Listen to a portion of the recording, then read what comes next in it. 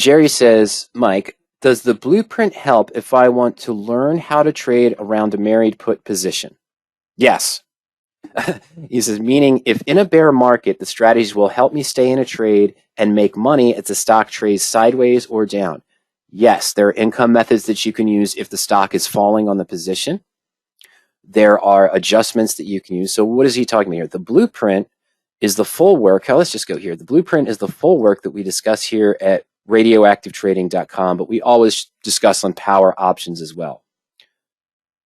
The blueprint discusses how to begin an RPM, radioactive profit machine, the proper structure of a married put position, how to use the 12 different income methods to convert the risk from 4 to 6%, lower the risk with getting income in a sideways, down, or up market, of course.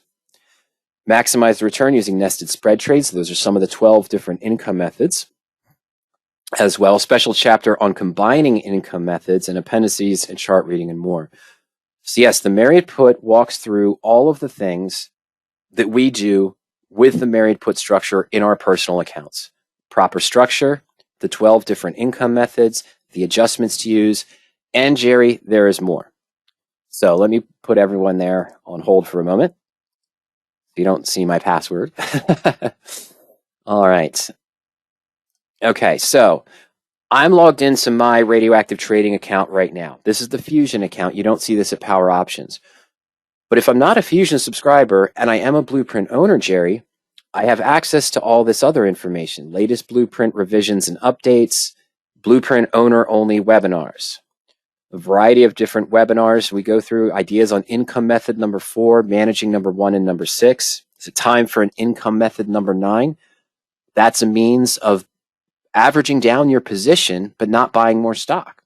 As the stock falls, once I think I've hit a bottom, Jerry, what do I have? I have a loss on the stock, but I have a profit in the put. I can lower my break even and my cost basis by adjusting the put. It's like averaging down, but instead of putting more money in the market, I'm getting paid to do it. Put your blueprint to work. A couple of Blueprint owners only Q&A questions.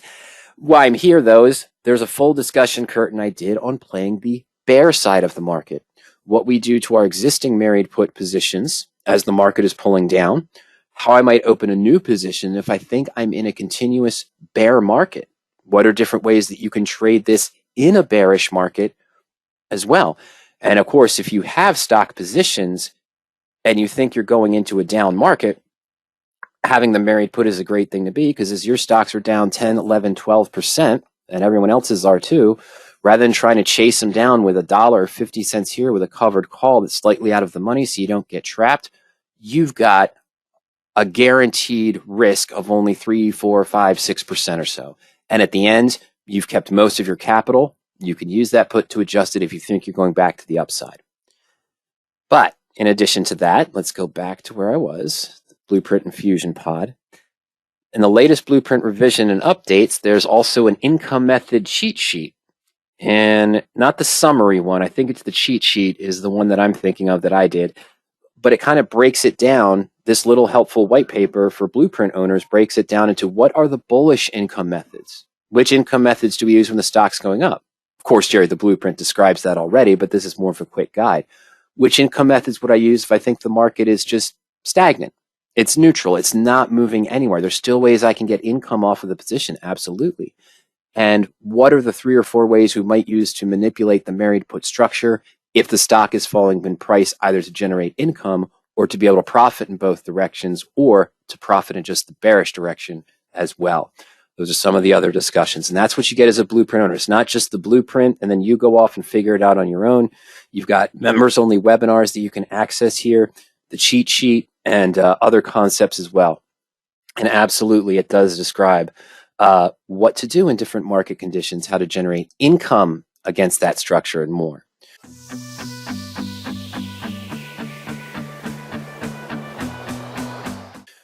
So let's go back in time.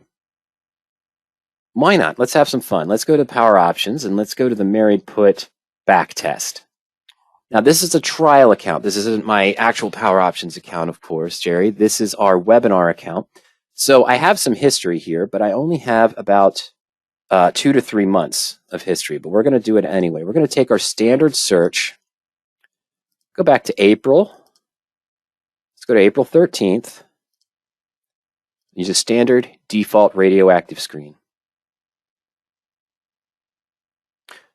We're uploading the history right now. I always forget to mention that when we do a back test. There we go. All right, so what are one of the ones I was considering? KBR was one I know I remembered. There was a couple others that aren't on the first 15 here that I was looking at mid-April, and they didn't. Oh, GPK was one of them. Absolutely. Okay, so this is buying GPK at $20.99. Funko was one I was looking for. That was last a couple weeks ago. You remember? You might have heard that on a webinar. Funko was one I was looking at.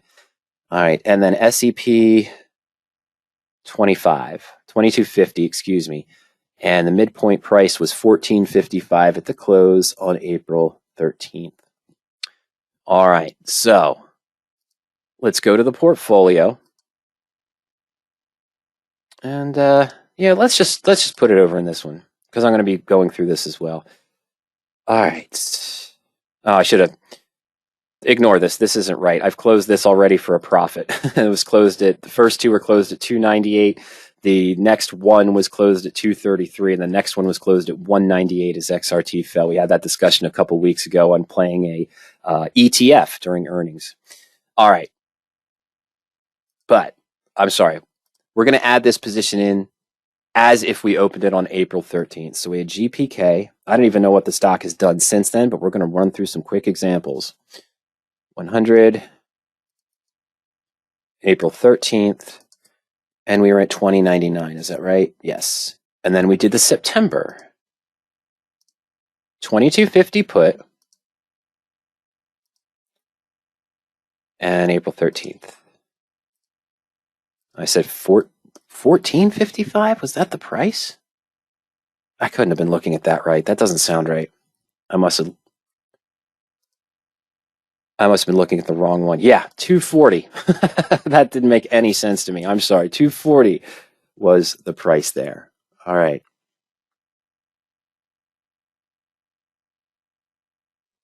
Let's go. Okay. All right. So GPK is up, but that's okay. Let's take a look at what might have happened here. Let's take a look at the charts. So we got in on April 13th. You know what? I'm sorry, folks. Let me do this. I'm going to take out the RSI for now, just so we can see it. Now I'm going to. All right, let's go to large. Okay. All right, great.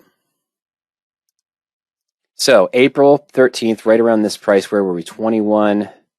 So would have gotten in around here. Did exactly what we wanted going up to May. It was at 2250. Don't know. I might have rolled the put at that point up. That's a bullish income method number 4. That would have cut my risk by more than half. That's May 1, 2, 3, 4. We'll look at that at May 4th. What would it have been? Just out of curiosity. But let's say it didn't do anything. And down here, we're down about 5%. Bottom drudgers of May, stock's down to about 20 in this case. And we're still back up to a profit range. This was an earnings pop, I believe, on GPK. In any case, we got in at about 21. The stock's trading here at about 20, somewhere near May 20th, around that time, near that little bottom there. So we're down about 5%. Is there anything that I could have done to the position here or here or here? Absolutely. As the stock started to go below its SMA 20 and I saw a negative MACD crossover, what I might have decided to do is do an income method number 12, which would have set me up in a structure like a synthetic straddle or strangle, meaning that over this next 10 to 15 day period, as the stock fell from 21.20 down to 20, I've got 2 puts and 2 deltas that are working in my favor. While I'm losing on the stock at a pure 1 delta, I have 2 deltas working in my favor. And as it starts to move back up, I can sell to close one of those at a profit. And what have I done? Reduced my cost basis from $20.99 down to maybe $20 or down to $19. Still pay $240 for the put though, but again, just the cost basis on the stock. Could have done an income method number here, as I mentioned, to either adjust the put up to lower risk in the first place. It's highly possible I could have bulletproofed this position by this point, where even though it's down 5% from where I bought it, I would not have had any risk on the position, and I would have been able to take better advantage of the rebound because I lowered my cost base. I would have used income method number 1 and 4 here. Yes, I'm cheating because I'm looking at the peak, but I would have likely have done income method number 1 and 4 here when the stock reached the put strike price. There's a full chapter on each income method in the blueprint. When I started to see this trend, I might have used that 12, and then as it started to move back up, I would have taken profit off of that part of the position, maybe been sitting with a 20 strike put here at a lower cost basis, so I could take more advantage of the rise up on that position. It's a high possibility, Jerry, that I could have done even in a down market. Even if I didn't do an income method number here, I probably would have been able to make adjustments here, or if I caught it quickly enough here, to have cut my risk in half, lowered the cost basis, and I'll still be able to take advantage of more of the upturn in the recovery. And of course, if the stock continued just to move down, well, if I did that 12 and I had that synthetic straddle or strangle in that position, then I'm still going to be seeing a profit even as the stock continues to move down in price. And when I think I've hit the bottom, then I can make the adjustment, have a much lower cost basis, take advantage of further upside in those cases. So it's a lot of fun. And a whole time, I'm likely not taking a risk more than, what were we at, 6% when we opened the position? Let's take a look at it. Oh, sorry. I thought it was a 6% risk. Oh, no, I'm sorry. It was really low, 3.8. Absolutely. So let's just take a look at what I might have done. I'm going to go back here. And we're going to go to the option chain. Remember, I'm holding the 22.5 put. And I want to see calls and puts for April. It's about 6 or 7 days later. Let's go to April 19th. Close, 21.80. 21.85. 22.10. On April 21st, let's go to the next day. 21.52. Okay. So at the peak, 22.10. May expiration, of course. 22.50 call for May, which is past now. So we're going to have to simulate that with a June. But it was trading at 60 cents. And I'm out to September. We had the 22. Oh, I wouldn't have done that, though. No, I wouldn't. I would have done one or the other. I think I would have done this. This was now at 173, and this was at 315. Okay. And I'm just looking at midpoints. No guarantee I would have gotten it, but this is just an exercise, Jerry. So what I likely would have done in this case, if I didn't sell the call, which I wouldn't have done because I think I would have used income method number 4, but had I sold the call for 60 cents at that peak, remember, this would have been the May call, but we have to use the June here to simulate it. Remember, our monetary risk was $89. So we're getting rid of more than half. So we have a risk of 1.3 with a potential profit of 4.6. I could do an income method number 6 and leave the upside open with still generating premium. And that's also discussed in the blueprint. But again, what I likely would have done in this case, I would have liked to seen it go over 22.50. It did during the trading day. I would have likely used income method number 4 because this usually has the ability to reduce the risk more. We have such a low risk at this point on this fake position paper trade. But I'm going to roll the put up. It's going to cost me a debit. This is the only income method that really increases the cost basis up front. But if I sell this, would I have even done this? If I sell this for 173 and I buy this for 315, I'm adding a debit of $1.40. Okay, $1.42 roughly to this position. But I'm gaining a $2.50 higher payout. The guaranteed exit increase is higher than the debit I'm paying, so I'm drastically going to reduce the risk. It's a bulletproof status. So when the stock moved up, and it did that day, you see it go above 22.50 here just for a little bit. It did close at 22.10, but sometime during this day, I could have used income method number 4, move the put up as the stock did exactly what I wanted to do in the first 20 to 40 days is usually what I look for. But at this point here, I could have bulletproofed the position before the decline even hit. And I wouldn't have sold the 22.50 call because I just moved the put up to the 25. That's a no-no. Discussed in the blueprint. You never sell a call below the put strike price, and you don't want to roll your put to above a sold call you already have open. That actually creates a bearish position that can get you trapped. That's why the blueprint is there to describe when and how to use each of these 12 different income methods. But this GPK is opened at the right time, I know, but I just chose April 13th as an arbitrary day. I remember looking at this in mid-April.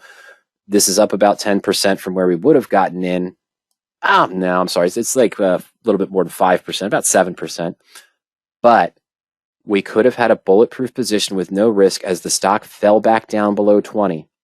And we're still guaranteed a profit.